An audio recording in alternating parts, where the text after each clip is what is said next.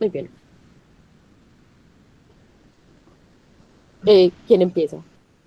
Antes, sí, Bueno, tú habías dicho que ibas a empezar con uno suave.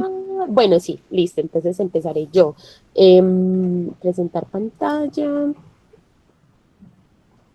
Ay, no. Debe haber empezado a grabar después.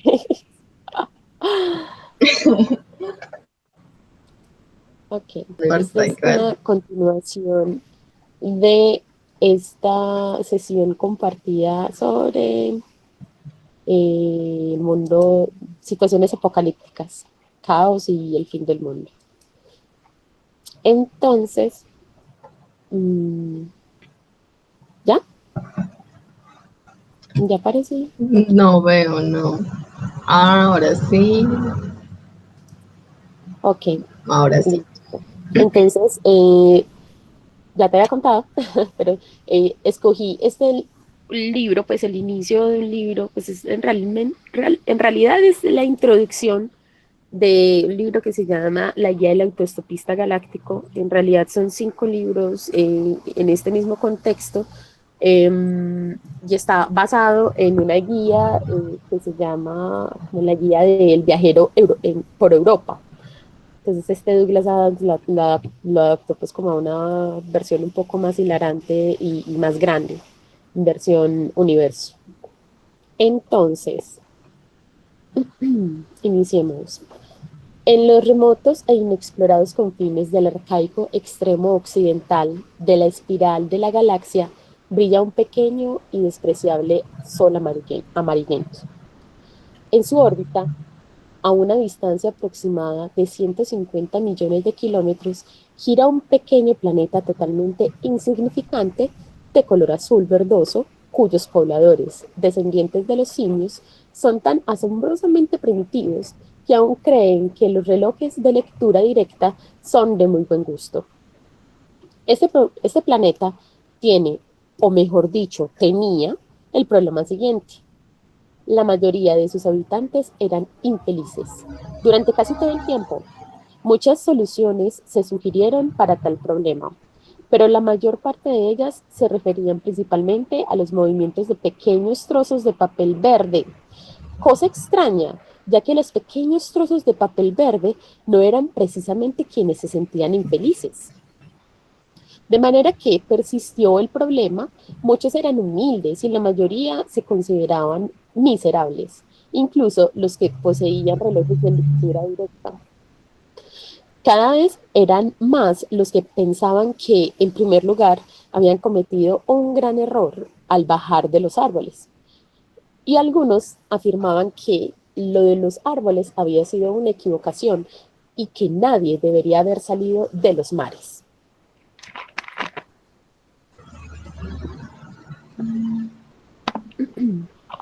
Y entonces, un jueves, casi 2000 años después de que se clavaran a un hombre, ay, Nata, disculpa, Voy a quitar mi.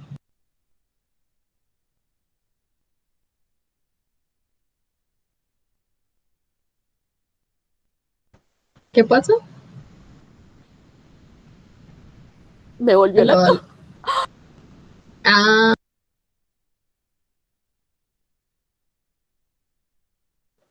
Perdón, se escuchó cuando me pues estaba sí, sí. ahogando, No, no, perdón. no, no. No, no, no, no se oyó nada. Por eso pregunté como qué pasó, no entendí nada. Solo me dio risa lo de que se clavaran.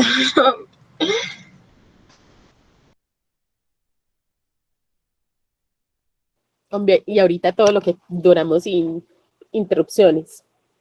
Pero bueno, sí, el libro es muy hilarante con eso. Entonces, bueno, ya voy a terminar.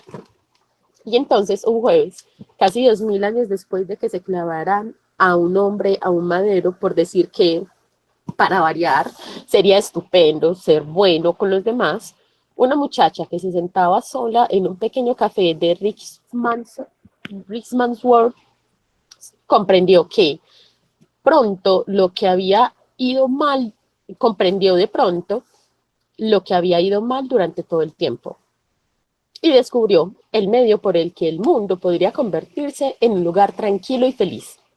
Esta vez era cierto, daría resultado y no habría que clavar a nadie en ningún sitio.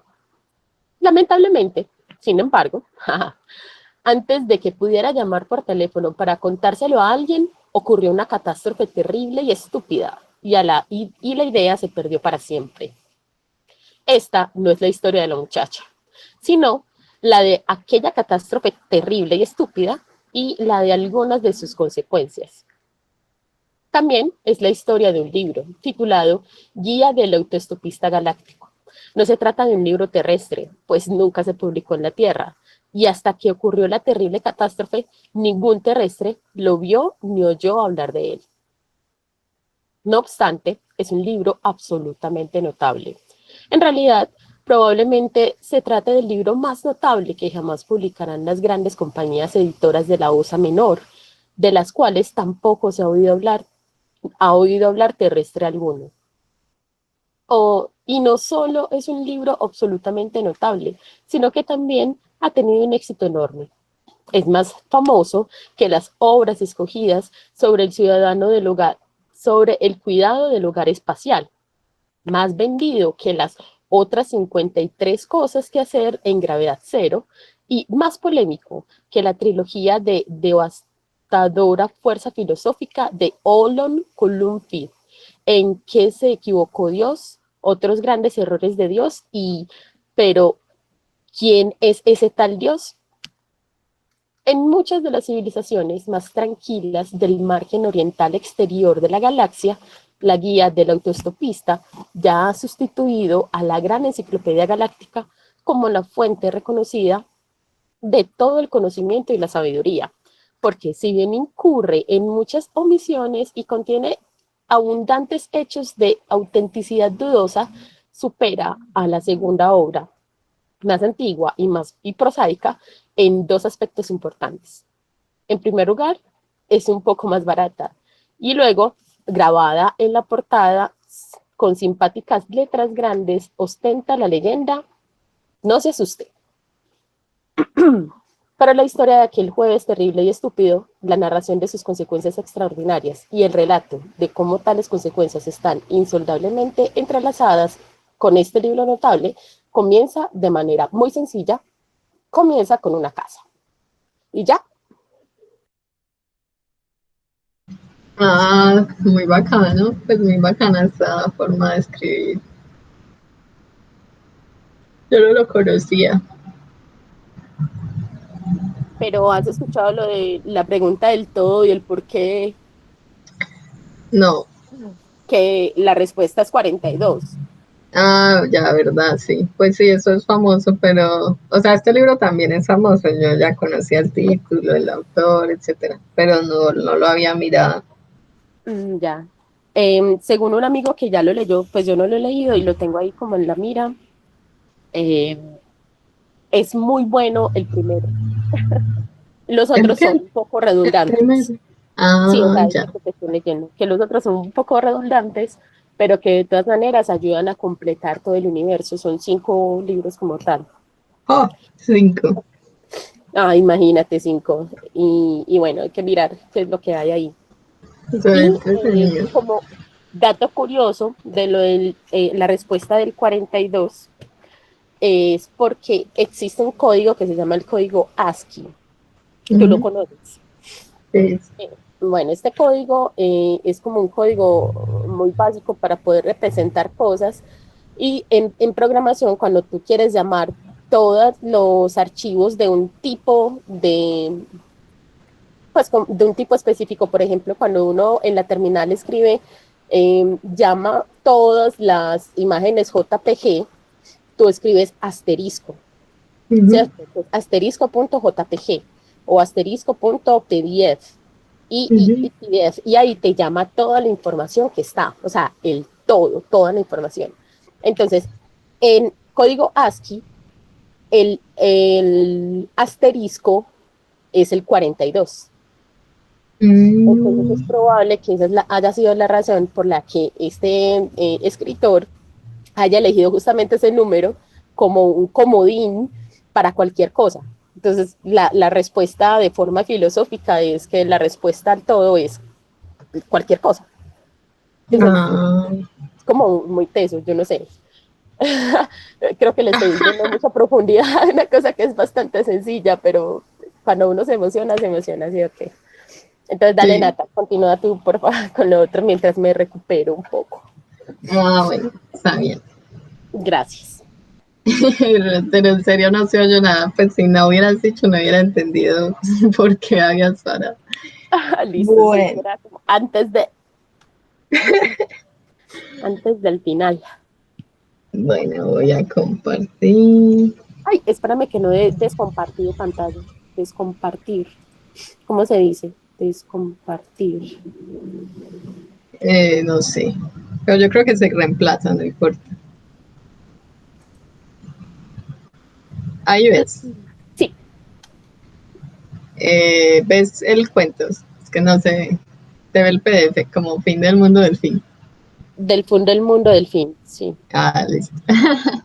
Bueno, este es el cuento de Cortázar, está en Historias de Cronopios y de Faunos, y es, pues de una se me vino a la mente cuando Danilo me dijo, es Apocalipsis, y yo, ay, fin del mundo del fin. Es una bobada, pues, es como una crítica a algo, ya vas a ver. Eh, pero es bacano, pues Cortázar es entretenido, te lo trae. Bueno, fin del mundo del fin. Como los escribas continuarán, los pocos lectores que en el mundo había van a cambiar de oficio y se pondrán también de escribas. Cada vez más los países serán de escribas y de fábricas de papel y tinta, los escribas de día y las máquinas de noche para imprimir el trabajo de los escribas. Primero las bibliotecas desbordarán de las casas, entonces las municipalidades deciden, ya estamos en la cosa, sacrificar los terrenos de juegos infantiles para ampliar las bibliotecas. Después ceden los teatros, las maternidades, los mataderos, las cantinas, los hospitales. Los pobres aprovechan los libros como ladrillos, los pegan con cemento y hacen paredes de libros y viven en cabañas de libros. Entonces pasa que los libros rebasan las ciudades y entran en los campos, van aplastando los trigales y los campos de girasol. Apenas si la dirección de vialidad consigue que las rutas queden despejadas entre dos altísimas paredes de libros. A veces una pared cede y hay espantosas catástrofes automovilísticas. Los escribas trabajan sin tregua porque la humanidad respeta las vocaciones y los impresos llegan ya a orillas del mar. El presidente de la República habla por teléfono con los presidentes de las repúblicas y propone inteligentemente precipitar al mar el sobrante de libros, lo cual se cumple al mismo tiempo en todas las costas del mundo. Así los escribas siberianos ven sus impresos precipitados al mar glacial y los escribas indonesios, etc. Esto permite a los escribas aumentar su producción, porque en la tierra vuelve a haber espacio para almacenar sus libros. No piensan que el mar tiene fondo y que en el fondo del mar empiezan a amontonarse los impresos, primero en forma de pasta aglutinante, después en forma de pasta consolidante y por fin como un piso resistente, aunque viscoso, que sube diariamente algunos metros y que terminará por llegar a la superficie. Entonces muchas aguas invaden muchas tierras, se produce una nueva distribución de continentes y océanos y presidentes de diversas repúblicas son sustituidos por lagos y penínsulas. Presidentes de otras repúblicas ven abrirse inmensos territorios a sus ambiciones, etc. El agua marina, puesta con tanta violencia a expandirse, se evapora más que antes o busca reposo mezclándose con los impresos para formar la pasta aglutinante, al punto que un día los capitanes de los barcos de las grandes rutas advierten que los barcos avanzan lentamente. De 30 nudos bajan a 20, a 15, y los motores jadean y las hélices se deforman. Por fin todos los barcos se detienen en distintos puntos de los mares, atrapados por la pasta, y los escribas del mundo entero escriben millares de impresos explicando el fenómeno y llenos de una gran alegría. Los presidentes y los capitanes deciden convertir los barcos en islas y casinos. El público va a pie sobre los mares de cartón a las islas y casinos, donde orquestas típicas y características amenizan el ambiente climatizado y se baila hasta avanzadas horas de la madrugada. Nuevos impresos se amontonan a orillas del mar, pero es imposible meterlos en la pasta, y así crecen murallas de impresos y nacen montañas a orillas de los antiguos mares. Los escribas comprenden que las fábricas de papel y tinta van a quebrar y escriben con letra cada vez más menuda, aprovechando hasta los rincones más imperceptibles de cada papel. Cuando se termina la tinta, escriben con lápiz, etc. Al terminarse el papel, escriben en tablas y baldosas, etc. Empieza a difundirse la costumbre de intercalar un texto en otro para aprovechar las entrelíneas, o se borra con hojas de afeitar las letras impresas para usar de nuevo el papel. Los escribas trabajan lentamente, pero su número es tan inmenso que los impresos separan ya por completo las tierras de los lechos de los antiguos mares. En la tierra vive precariamente la raza de los escribas, condenada a extinguirse, y en el mar están las islas y los casinos, o sea, los transatlánticos, donde se han refugiado los presidentes de las repúblicas y donde se celebran grandes fiestas y se cambian mensajes de isla a isla, de presidente a presidente y de capitán a capitán. Sí. Nata, qué genial. Aunque, bueno, varias cosas que me vinieron a la cabeza, como ¿de dónde sacan tanto papel? Ah, sí. Significa que el mundo de verdad se va a acabar porque iban a acabar con todos los papeles, pues con todos los árboles para sacar papel, para pues, hacer pasta aglutinante que se quede atrancada en las hélices de los barcos. Qué Sí, genial. es muy bueno. Y él, pues sí, obvio, era como esa cosa de que cualquiera escribe y no hay suficientes lectores, o sea, ni siquiera están leyendo lo que está saliendo y eso que eso es viejo, pues. Exacto. Y, Y y, eso está y pasando ahora, sí es eso. ¿Tú no, lo crees? Sí. justamente estaba viendo ahorita cuando busqué, porque tengo el librito físico y no me dio como para escanearlo porque se mete como la letra en la mitad. Ujú. Entonces lo busqué y encontré una gente peleando, pues diciendo como que, que si Ben Cortador se equivocó, que porque él que iba a saber que iban a existir los libros electrónicos y todo eso. Entonces, pues sí, él no sabía, pero bueno, él pensó que todo iba a seguir como imprimiendo, imprimiendo, imprimiendo. Pero no solo eso como lo de los libros electrónicos, sino también como la idea de la producción. O sea, Ah, la crítica real. sí, Sí, pues como lo que yo producir por decía. producir, escribir por Sí, escribir, sí, y total, quién sí, va a pensé. leerlo, porque es Sí, muy sí. probable que hayan cosas fabulosas y enormes que, o sea, que son muy importantes o que sería muy importante que la gente pudiera llegar a ellas, pero el escritor simplemente no tiene capacidad para mandar a imprimir 1000 ejemplares, ¿cierto? Y no, nunca va Sí, a ser visto, mientras que gente que escribe cualquier barrabasada, no sé, me imagino, yo no sé si Yoko Ono ha intentado hacer libros también, pero, o sea, cosas como ese estilo, ¿cierto? Que es como, hombre, sí, sí, total. Pues por ejemplo, Planeta. Pues uno va a la feria del libro y Planeta es gigante, es un espacio gigante y que ve uno, pues pura literatura, literatura no, pues pura publicación basura, que es como el libro de Alejandro Gaviria, pues cosas así, ¿cierto? El libro de Uribe, el libro de Santos, cosas que se imprimen por miles y pues que sí, seguramente la gente sí lee, pero pues y me encanta porque Cortázar resume todo eso, o sea, como toda la crítica que hace en una frasecita que es como los escribas trabajan sin tregua porque la humanidad respeta las vocaciones. Ay, qué rico. Eso me encanta porque es como no se le puede decir a nadie que escribe mal, ¿cierto? Entonces, claro, es como, no, sí, sí, te publicamos todo. Pues no, no, sí, no, stop it, simplemente no get se some puede. help. Sí, no, eso no. De Entonces, sí. todas maneras, en este club seguimos esperando a que tú nos sigas escribiendo cosas, Natalia. Ay, no, qué pena. Es que no, yo soy de esos, díganme que escribo mal. Me Sí, gustaría no, poder tener más productos tuyos para poder criticarlos. ay, verdad, verdad que nosotros, sí, sí, Sí, porque tal vez.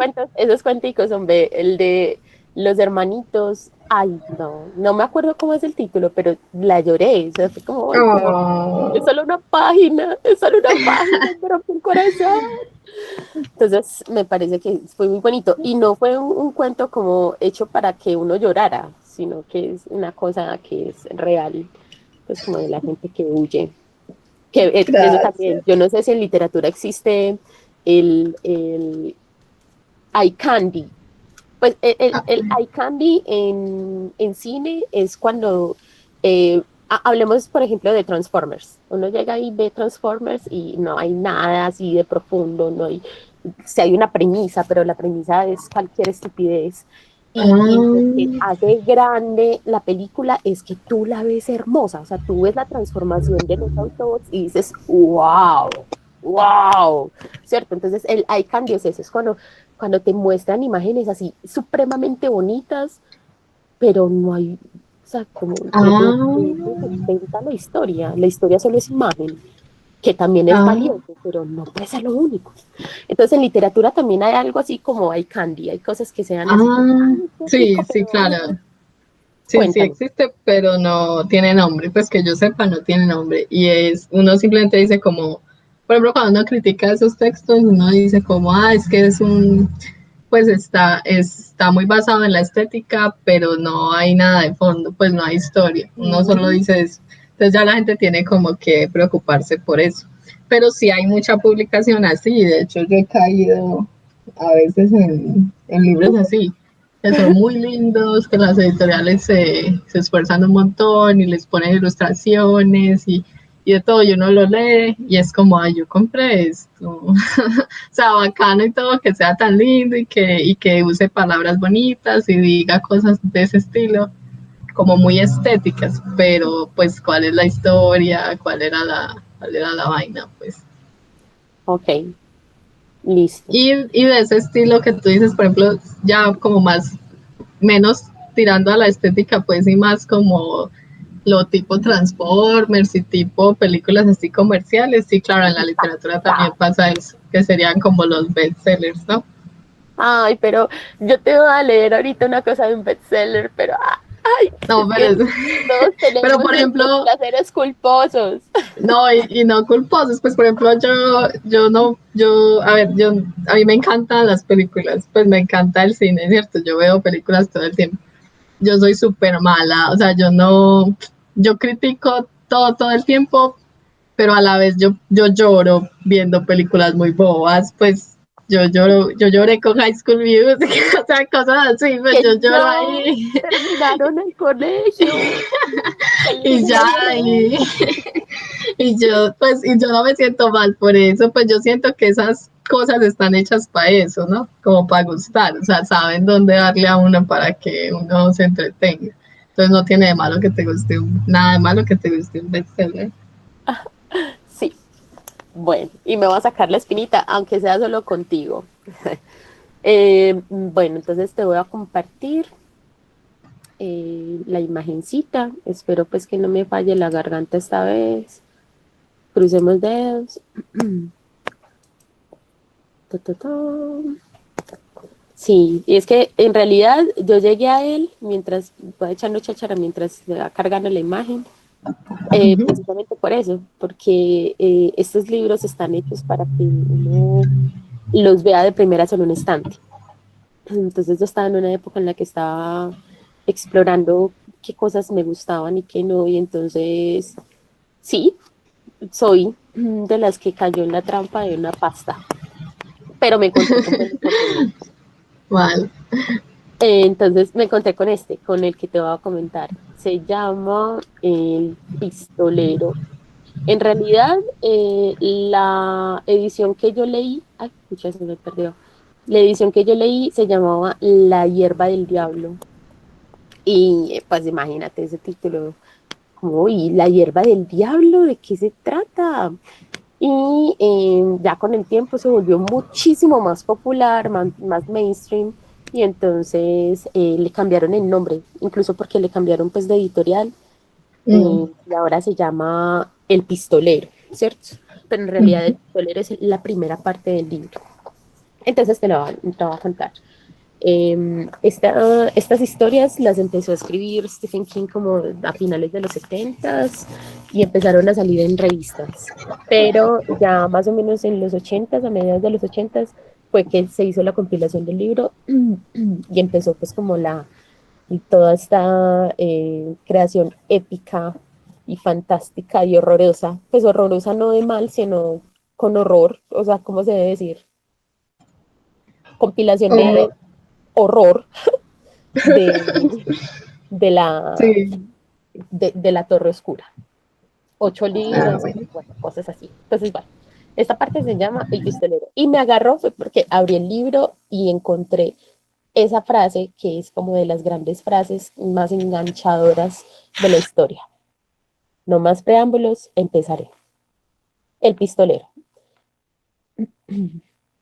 El hombre de negro huía a través del desierto. Ay, no puede ser que la leí mal y es la mejor primera frase del libro que he leído. Otra vez. El hombre de negro huía a través del desierto y el pistolero iba en pos de él. Em, muchas gracias. Qué pena. Gracias. Ok.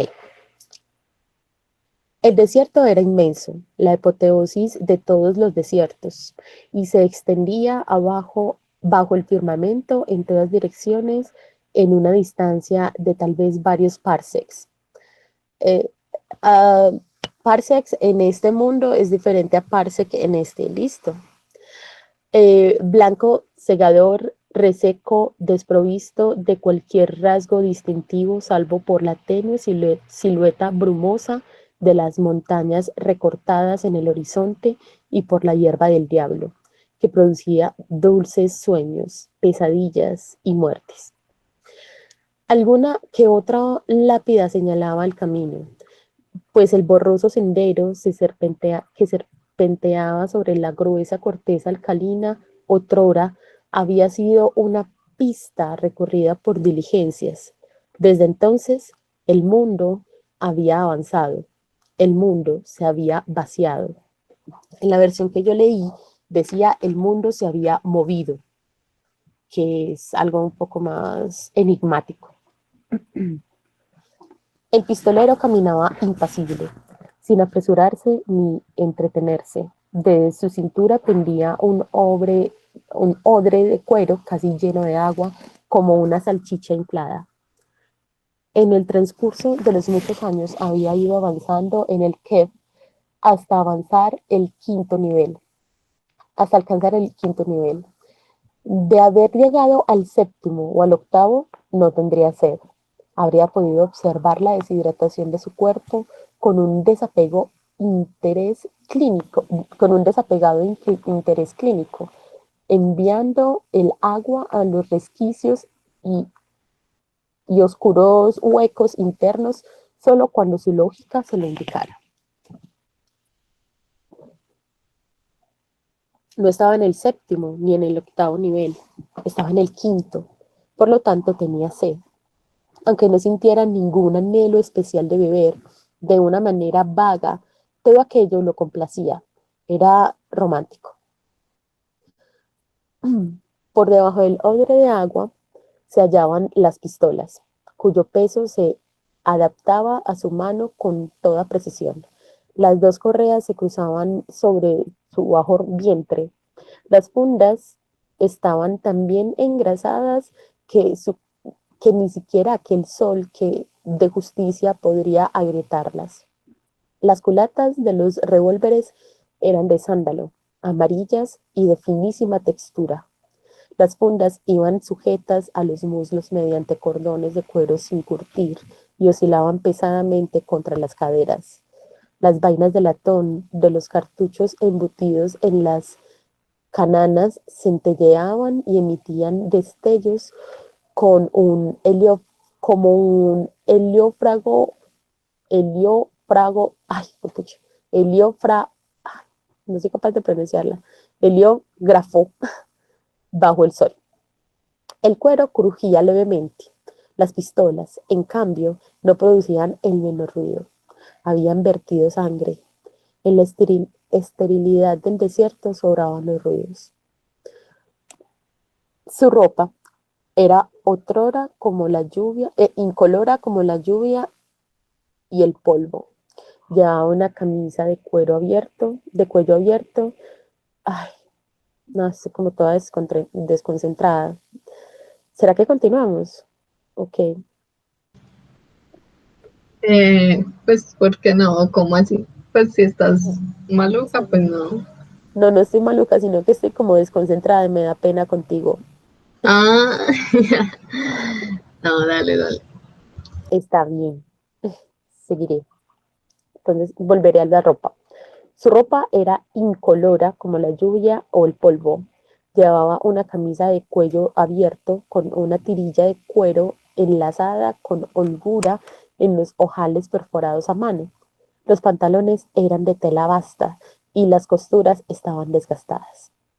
Superó la suave pendiente en una duna. Aunque allí no había arena, el suelo del desierto era compacto e incluso los duros vendavales que soplaban al caer la noche levantaban apenas una irritante polvareda tan áspera como el polvo de fregar, y vio los pisoteados restos de una minúscula fogata en la vertiente umbría. Ay, hablando de eso, hay eclipse penumbral en este momento, pero está lloviendo. Como siempre pasa en los eclipses de luna y de sol. Igual eso sí se nota, ¿no? Ah, pero dejan los ñoños astrónomos intentarlo, medir el cambio por la sombrita de la Tierra. Pero bueno, allí donde el sol desaparecía primero. ¡Ja! Mentiras. Aquellos pequeños signos que reafirmaban la esencia humana del hombre de negro siempre le habían complacido. Sus labios se extendieron sobre los marcados y descamados restos de la cara. Se puso en cunclillas. Había aprendido la hierba del diablo, naturalmente.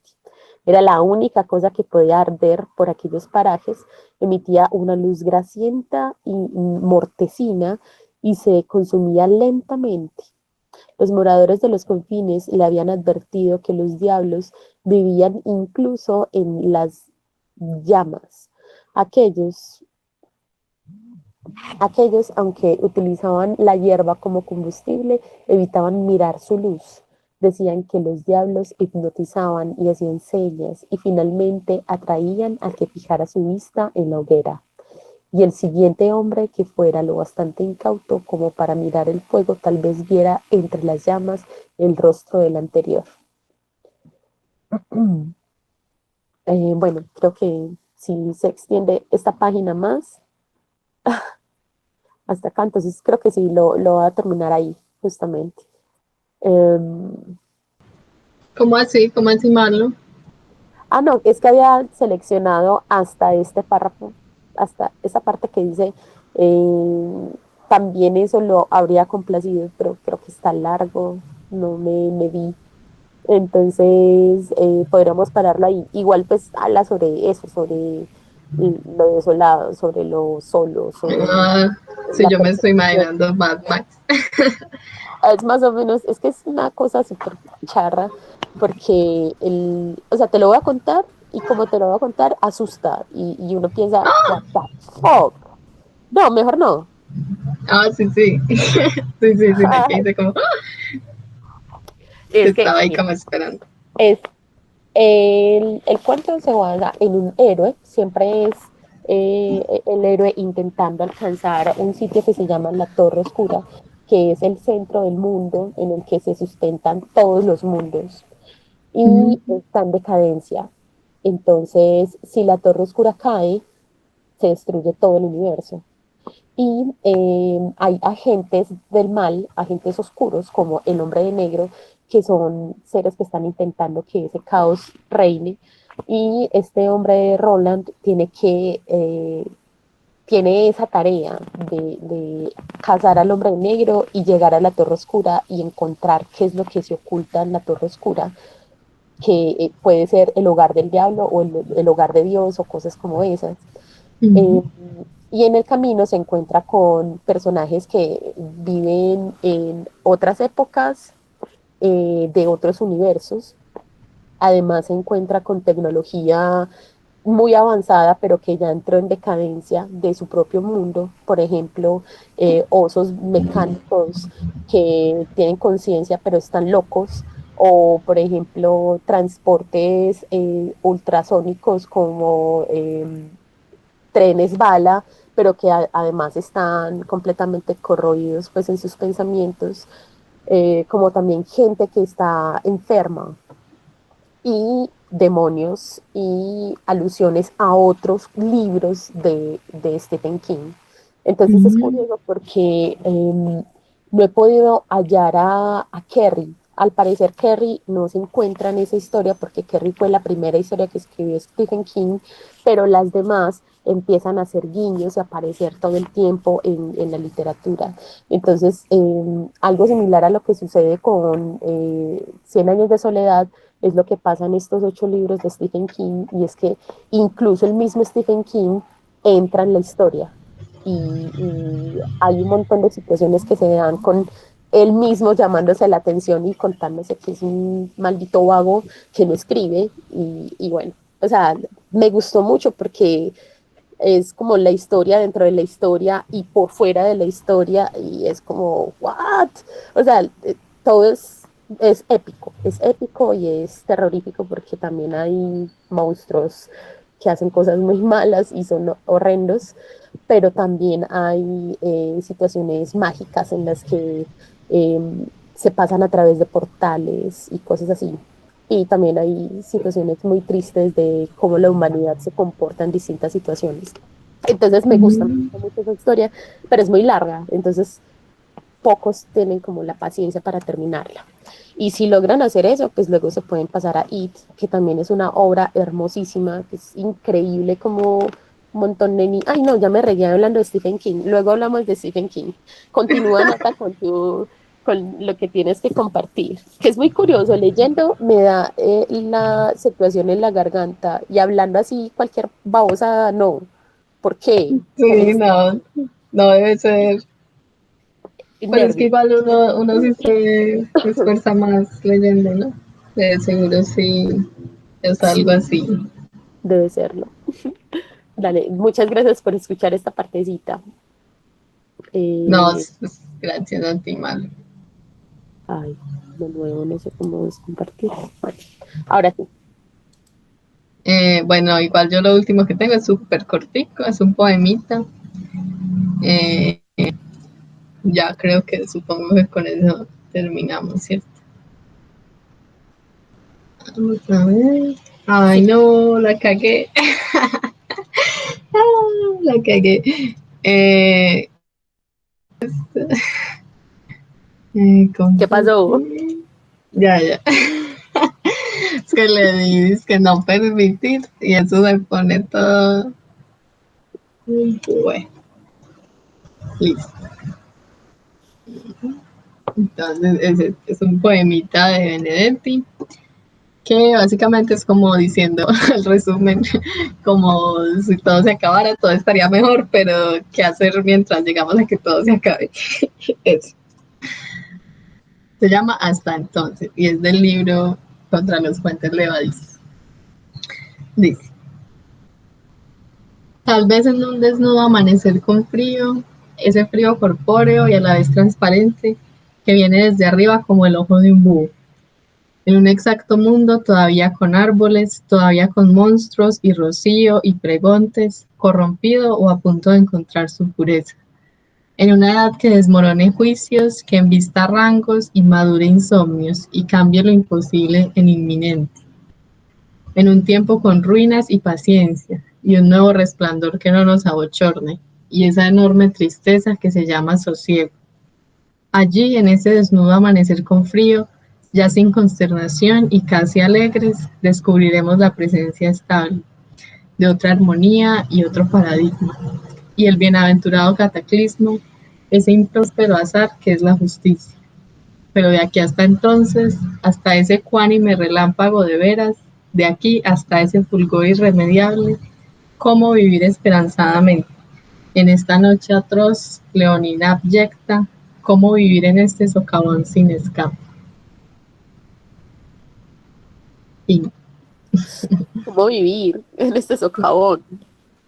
Sí, muy triste. Es como, bueno, todo se va a acabar, qué bueno, pero ¿cómo vamos hasta allá? ¿Y qué hacemos mientras tanto? Eso es muy teso, es una pregunta muy profunda, ¿no? Sí, sí, ¿Qué se hace mientras es en como que el pereza. intermedio? Sí, sí. Y Ok. ya. Muchas gracias por hacer esta conexión. Me encanta siempre escuchar las cosas que traes y también lo que traen los otros compañeros. Sí, He eso. aprendido un montón. Sí. Ya casi como para terminar entonces mi grabación, es como sopesar todo lo que hemos leído. O sea, en realidad, uno podría pensar que en este tiempo, no tú, porque tú sí lees un montón, pero algunos iniciamos la cuarentena como, no importa, tengo muchos libros por leer, tengo 15 libros, mira, ¡pum! 15. Y al final, pues solo he leído 3, ¿cierto? Y eso que a medias y muy obligándome a hacerlo. Pero cuando me pongo a pensar en el otro contenido que he leído, que ha sido todos estos temas que nos hemos compartido o los cuentos que quise compartir con ustedes, sí ha sido algo bastante productivo. Ha permitido que conozca muchos autores, que me adentre un poco más en esto de la literatura y en cómo leer la literatura, porque de nuevo, me gusta mucho lo audiovisual. Estoy aprendiendo cómo ver una película y cómo degustar, ¿cierto? Pero no solamente está eso, también está el texto. Y el texto Ujú, también requiere esa lectura paciente, esa lectura concienzuda para poder encontrar esas cosas que están ahí y para poder hacer así como dijiste en estos días, insultar al escritor y decir, pero ¿por qué hiciste eso? Me estás tomando el pelo, me obligaste a llegar hasta acá para nada o a propósito de esto, ¿cierto? ujú. Y es algo muy valioso porque a veces uno es muy incauto y lee cualquier cosa y cree que es la cosa más, la panacea, que es fantástico y en realidad no tiene mucha base, pero es porque uno tampoco tiene ese background para poder comprender que lo que está leyendo no es bueno, ¿cierto? Aunque Sí. también si lo metemos por el ámbito de la belleza es muy subjetiva, entonces esos cánones también se van derrumbando un poco en esta época, ¿no? Sí, sí, total, la belleza sí, pero la literatura no. O sea, yo sí creo que hay buena y mala literatura. Y lo bello es como esa capa externa estética que tiene todo tipo de literatura, que es lo que decíamos ahorita, que tú dices que se llama eye candy en el cine.